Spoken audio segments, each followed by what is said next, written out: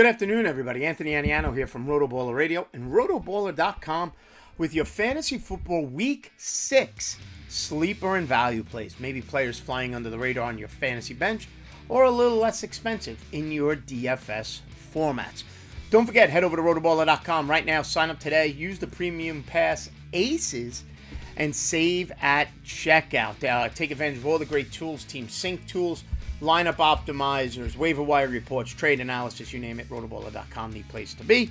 Get ready as well for your fantasy basketball, fantasy hockey season, just by using that RotoBaller app as well. Download it for free, 6 great sports, all in the palm of your hands, premium, regular subscriptions, as well as DFS and season-long formats. Like and subscribe right here to the RotoBaller YouTube channel as well. All the great content all week long.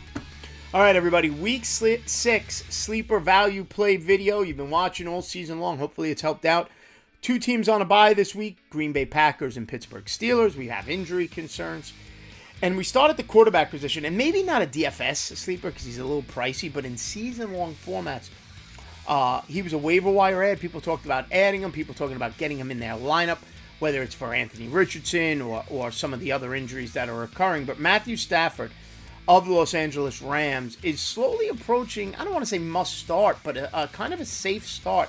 And I like him this week against the Arizona Cardinals. 6,100 on DraftKings, a little pricey, I get it, for the value play, but maybe a sleeper in your season-long format. Averaging 17.4 fantasy points per game in a DraftKings format. And let's acknowledge it, right? With Cooper Kupp and Puka Nacua both showing they could put up fantasy points last week. They got a running game with Kieran Williams that's usable. He could catch the ball out of the backfield. Tyler Higbee at tight end. Suddenly there's weapons in that Ram offense. Van Jefferson traded, as we know. And he goes against the Cardinal defense that is 28th in the league against opposing quarterbacks.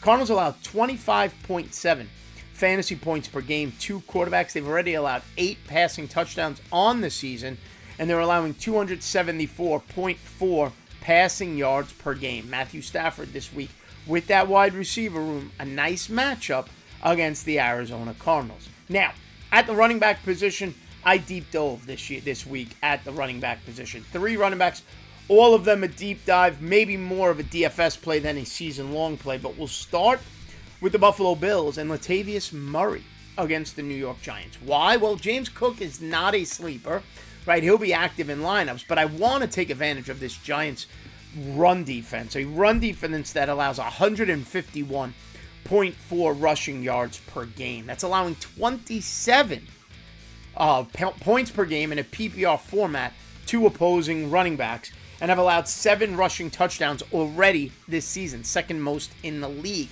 Giants as a whole are 27th in the league against running backs. So I go back to that 7 rushing touchdowns already allowed by that Giant defense, and that's where Latavius Murray comes into play. It's always been his strongest suit, was short goal line work. I see an opportunity for him to get in the end zone once or twice. He's currently priced at 4,600 on DraftKings, averaging 6.4 fantasy points per game. My second running back, D'Onta Foreman of the Chicago Bears. Khalil Herbert out. Rashawn Johnson, as of this recording on Thursday evening, right before the Thursday night game, Rashawn Johnson still hasn't practiced. Looks like he's going to miss that game with a concussion. That leaves D'Onta Foreman potentially as the workhorse for the Chicago Bears. He's currently priced at 4,400 on the season.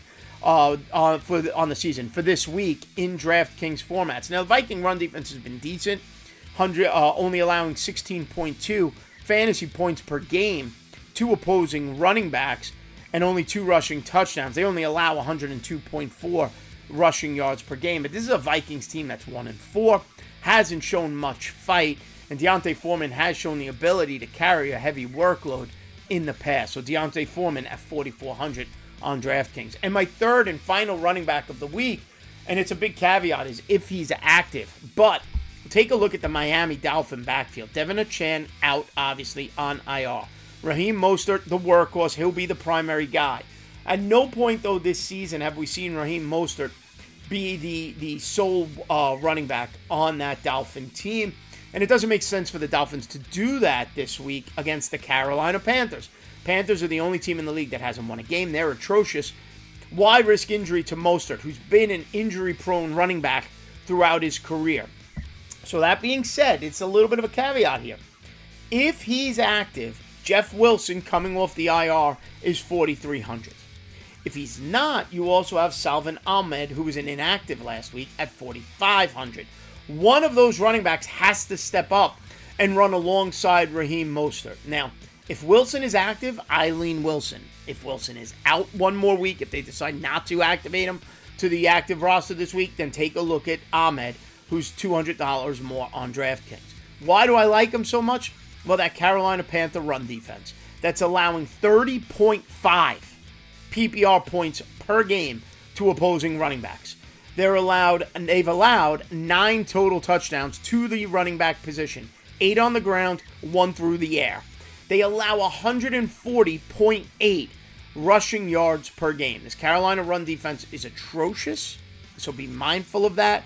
And if I could get Wilson or Ahmed, again, depending on those circumstances, I will be willing to take a flyer on them in a DFS format. Honorable mention, by the way, Chuba Hubbard of the Carolina Panthers against the Miami Dolphins. In reverse there, Hubbard potentially gets a full workload as Miles Sanders has been slowed by injury this week, so monitor Miles Sanders' injury situation. At the wide receiver position, 2 wide receivers to keep an eye on this week. Josh Downs, the rookie of the Indianapolis Colts against the Jacksonville Jaguars. Downs coming off a career high in receptions and yards this week, yet still only priced at 4,100 on DraftKings, averaging 9.7 points per game. Gardner Minshew under center.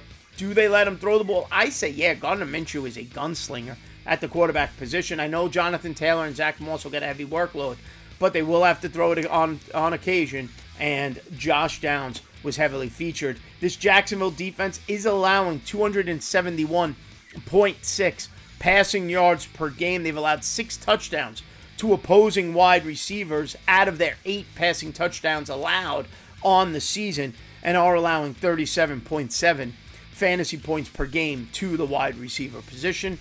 And second, I didn't think I'd mention him, but he's so inexpensive on DraftKings, I feel like I have to.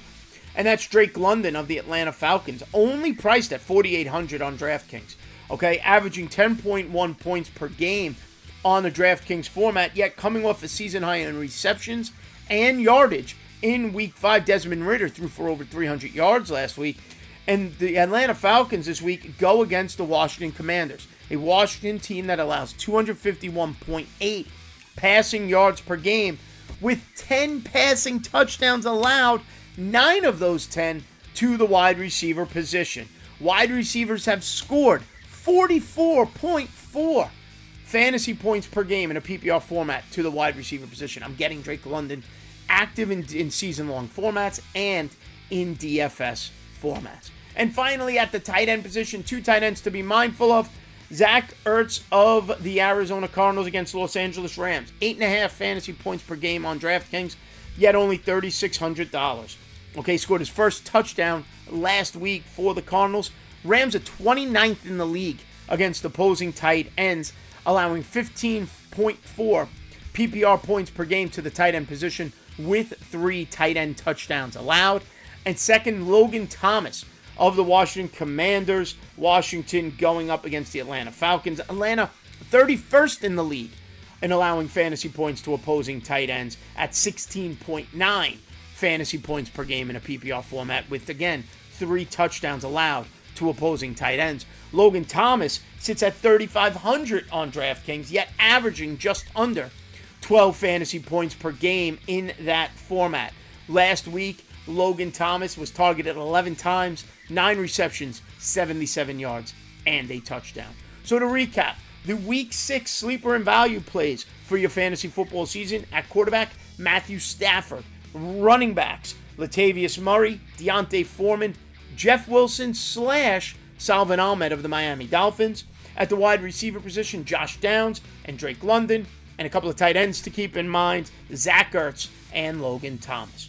All right, everybody, make sure you like and subscribe right here to the RotoBaller YouTube channel.